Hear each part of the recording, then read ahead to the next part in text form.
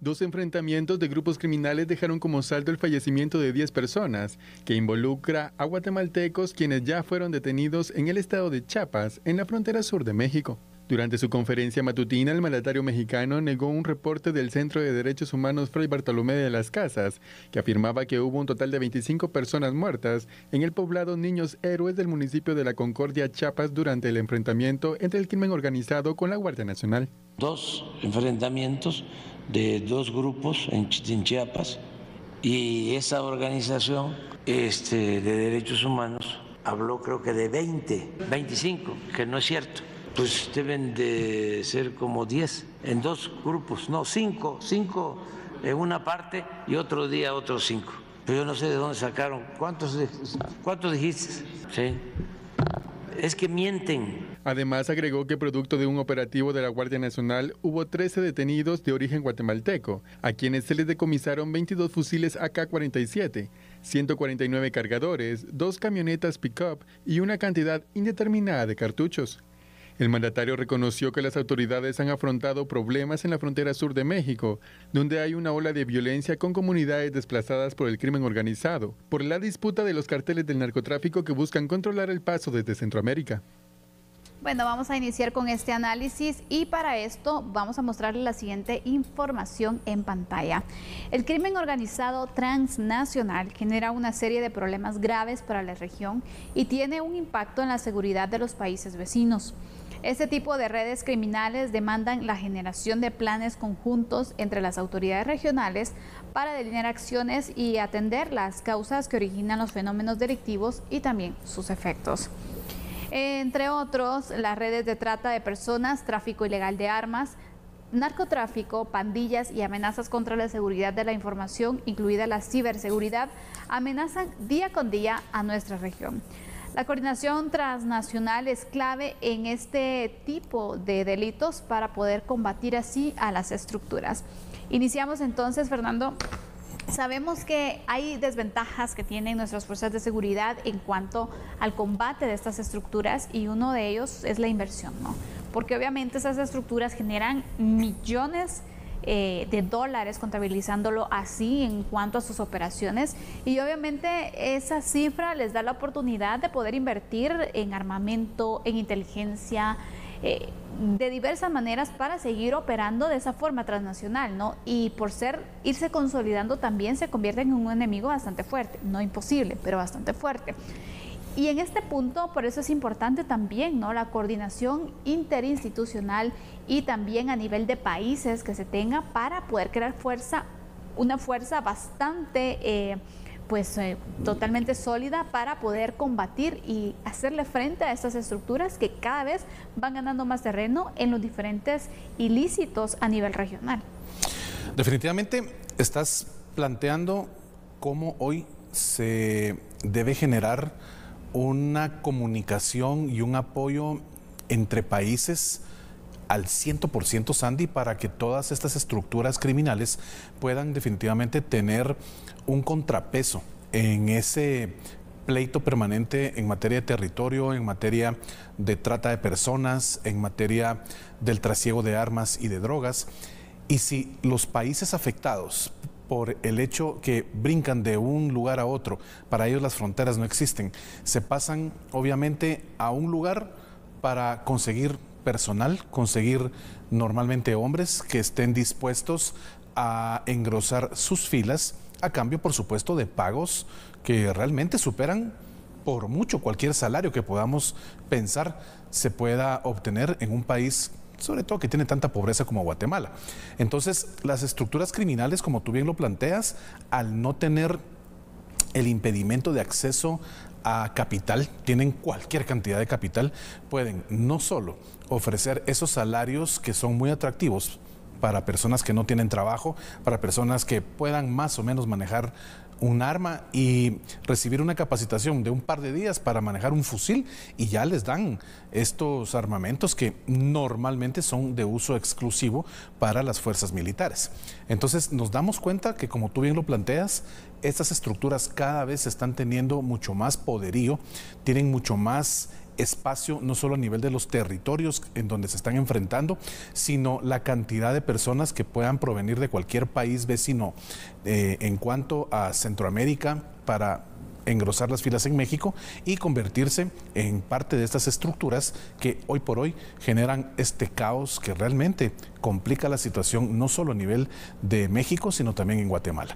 Vemos la cantidad de guatemaltecos que están siendo capturados, es una cantidad muy fuerte y eso te explica que obvio recibieron una oferta muy tentadora, dijeron que sí y pasaron a formar pues parte de esas filas de los grupos criminales que literalmente no escatiman en el pago y en la compra de lo que necesiten para generar el caos que están obviamente haciendo día con día. Así es, sin duda alguna estamos viendo de qué manera también las estructuras criminales van ingeniándoselas, van buscando la manera de ir agregando incluso nuevos ilícitos, trata de personas, narcotráfico, que de hecho hemos visto también que el tema del narcotráfico no solamente se ha focalizado en esto, sino también tráfico de armas. El tema de trata de personas ha sido otro de los aspectos también ilícitos que se han ido agregando y en realidad pues van cobrando también territorio. Aparte de esto, esta estructura que específicamente se ha hablado de que se ha conformado por mexicanos, guatemaltecos y hemos visto ¿no? cómo se ha ido fusionando y cómo también las operaciones se van dando en ambos países y bueno, también en la región, ¿no?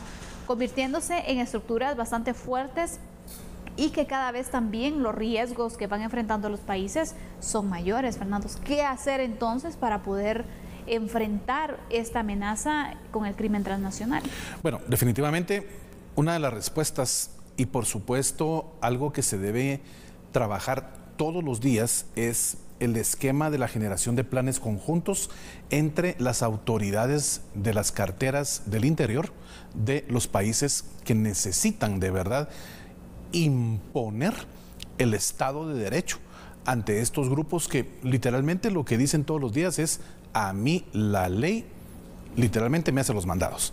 Entonces, si el Estado mexicano y el Estado guatemalteco no genera ese plan interactivo entre ambas carteras, esa regionalidad tan importante que debe existir en la planificación y puesta en marcha de planes que literalmente les pongan un alto al avance sistemático, no solo en materia de territorio, sino a la cantidad de personal que están reclutando estos grupos, definitivamente se va a salir de las manos en algún momento y ni las fuerzas policiales, ni castrenses de México, ni las guatemaltecas van a poder ponerles ese alto tan necesario.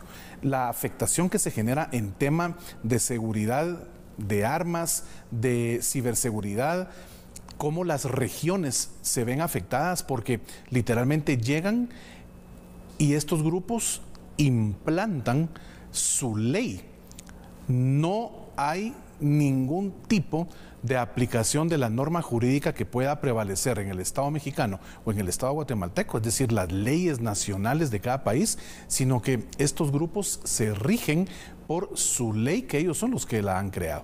Entonces, naturalmente, si no hay esa comunicación entre ambas naciones y no hay planes de seguridad que se puedan implementar a efecto esa guerra entre los grupos criminales versus cada uno de los estados pueda tener un resultado positivo para el Estado, esto literalmente, Sandy, se va a transformar en un caos total.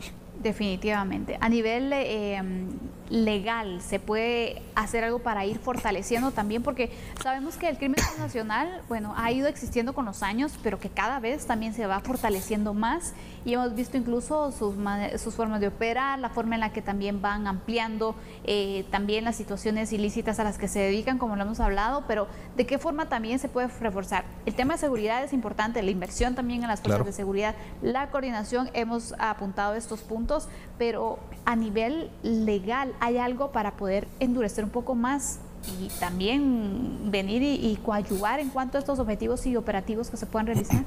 Bueno, en materia legal lo que sucede es que tanto México como Guatemala tiene un esquema jurídico que conlleva una sumatoria de distintas leyes enfocadas a dar esa guerra frontal a estos grupos. Guatemala, al igual que México, tiene una ley de armas y municiones. Guatemala, al igual que México, tiene una ley contra el trasiego de estupefacientes. Guatemala, al igual que México, tiene un código penal y un código procesal penal que estipulan los castigos necesarios y los procesos a seguir cuando pues hay personas capturadas que pertenecen a estos grupos criminales.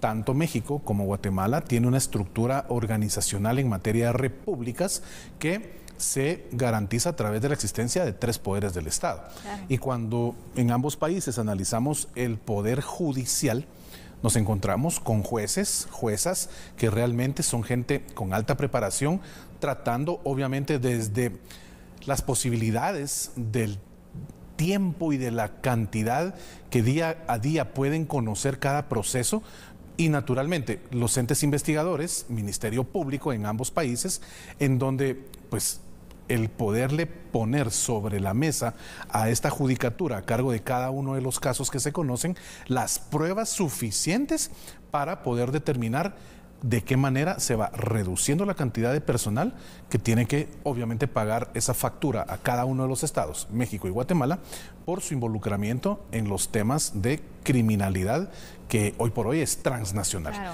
Entonces, por ejemplo, legalmente se tienen los mecanismos, se tienen las herramientas. Necesarios, ese es el punto. Lo que se tiene que hacer es implementarlos, ejecutarlos de una manera transparente, en donde te garantice cada estado, cada gobierno, que tenga a la gente altamente capacitada y preparada para incluso decir no a la hora de que estos grupos criminales lleguen y les hagan una oferta de, mire, apóyeme con esto, déjeme ir, no capturen a este otro, no lo investiguen o qué sé yo.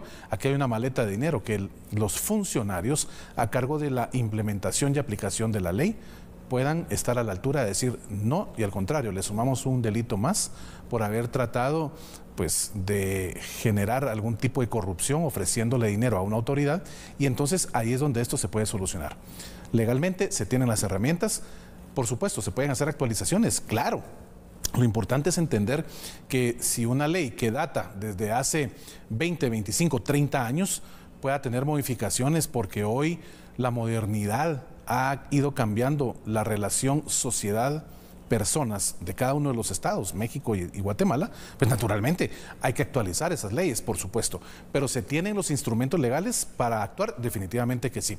Lo que se necesita es que se haga de una manera contundente y que la transparencia y el decir no a la corrupción sea pues un estandarte para ambos países. Grandes retos son los que tiene en materia de seguridad Guatemala, así como México y el resto de países de la región también, por esas estructuras que se van fortaleciendo y que de hecho incluso pues declaran la guerra, ¿no?, contra otras estructuras, y pues de esta manera vemos la forma en la que se están apoderando también de los territorios. Así que este es uno de los análisis que tenemos para ustedes. Vamos a ir a una pausa. Al regresar tenemos nuestra entrevista con Max Santa Cruz, así que por favor